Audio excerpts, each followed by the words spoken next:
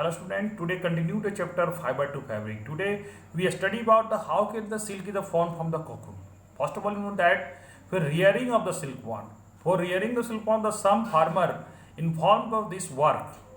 The silkworm farmer keep the egg of the female mouth under hiding condition and suitable condition, temperature and humidity.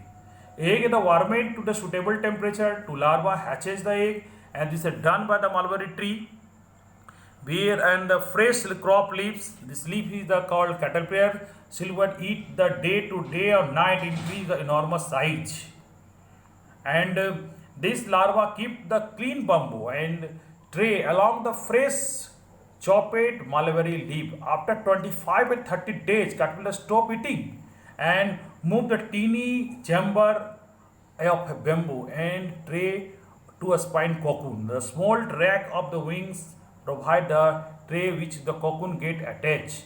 This caterpillar silkworm spin the cocoon inside, develop the silk mouth. Then the peel of the cocoon used to obtain the silk fiber. The cocoon are the kept under the sun or the boiled the exposed of the steam. The silk the spread separated out. This project take out the thread. The cocoon is used. The silk is called reeling of the silk, and reeling of the done by the today with the reeling is the done by the special machines which unwind the thread and fiber and silk from cocoon. The silk fiber then spun into the thread and which prevent the silk cloth and by the weaver. बच्चों इस chapter में हमने आज जाना कि कैसे होता है। पहले बात तो आपको मालूम होना चाहिए कि इसका जो रियरिंग है, तो जो खेती बाड़ी करते हैं, सॉरी इसका जो टाइप जो करते हैं, तो उन लोग क्या फार्मर क्या करते हैं, ये अंडे को बहुत ही अच्छे ढंग कंडीशन में टेम्परेचर में ह्यूमिडिटी में रखते हैं और उसको वो अंडे जो है वो हैच करके वो आपका लार्वा में कन्वर्ट होते हैं और उसको फिर क्या होता है, ये जो पत्ते होते हैं मालवारी, जो ये जो देख रहे हैं इसके जो पत्ते होते हैं, इसको क्या होता है, इसको चॉप करके टुकड़े टुकड़े को दिया जाता है जिससे वो ज़्यादा खाए, जल्दी जल्दी खाए और उसके साइज बढ़ाए। ठीक है, जब वो साइज बढ़ जाता है तो आपको मालूम होना चाहिए कि ये जो है आपका धीरे धीरे ये कैटरपिलर वो स्टॉप वो खाना बंद कर देगा कुछ दिनों के 25-30 दिन के बाद। और अब क्या है कि वो फिर धीरे धीरे एक trap to spine the cocoon में कन्वर्ट, और वो क्या धीरे धीरे अपने थ्रेड टाइप स्ट्रक्चर से करके कोकून का निर्माण कर लेता है।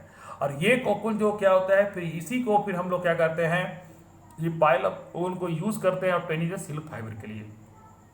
इसको या तो हम लोग या सन में इसके डायरेक्ट में कीप पे रखते हैं, या तो उसको हम लोग बॉयल कर देते हैं और उसके बाद उसको फिर अलग किया जाता है, और इसी को अलग करने के प्रोसेस को ही हम लोग कहते हैं रियलिंग ऑफ द सिल्क।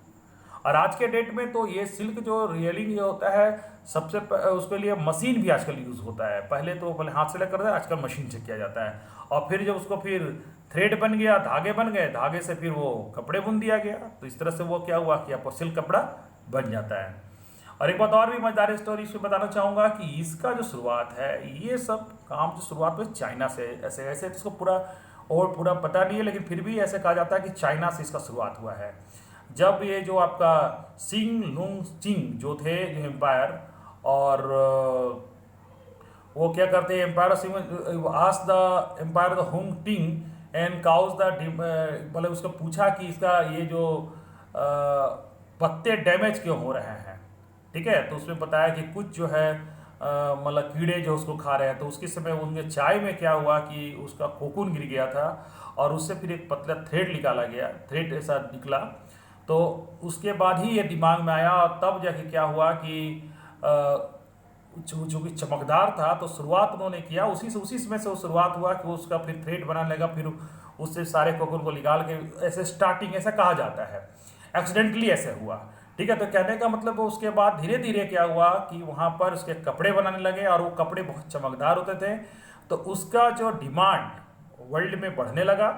आपको मालूम है इंडिया में जो चाइना से जो भारत आते थे जिस रूट से, उसको सिल्क रूट भी कहते हैं, रेशम मार्ग कहते हैं। पहले जो खेती जो पहले सॉरी ये व्यापार जो होता था उसी मार्ग से होता था, ज़्यादातर रेशम के लिए होता था क्योंकि वो बहुत चमकदार होता था, तो उसको एक रॉयल क्लॉथ के रूप में इस्तेमाल करता, राजा महाराजा उसके मतलब उसको इस्तेमाल करते थे। उसका डिमांड अभी भी देखिएगा शादी ब्याह में बनारसी साड़ी जो रेशमी जो रेशम का होता है उसका ज़्यादा डिमांड होता है, ठीक है, क्योंकि उसको हम लोग अच्छा मानते हैं, क्योंकि उसका उसका जो लुक जो है बहुत ही सुंदर होता है, ठीक है।